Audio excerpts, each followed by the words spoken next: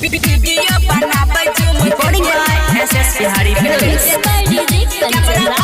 हाजीपुर वैशाली टोला मोहल्ला में होई गेलै हल्ला लाइन मारै डीजे तोरा सहेली के छाव मटकोरा के कमरा हिला के दही चौकी के तोरा के तोरा सहेली के छाव मटकोरा के कमरा हिला के दही चौकी के तोरा के वीडियो बनाबै झूम करके कैमरा वाला लाइन मारै डीजे वाला टोला मोहल्ला में होई गेलै हल्ला लाइन मारै डीजे वाला वीडियो बनाबै झूम करके कैमरा वाला लाइन मारै डीजे वाला वीडियो बनाबै झूम करके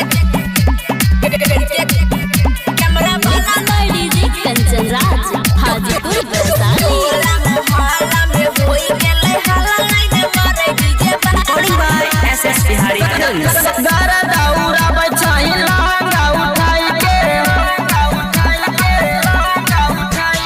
छौरा सब देखे छौगे नजर गराई के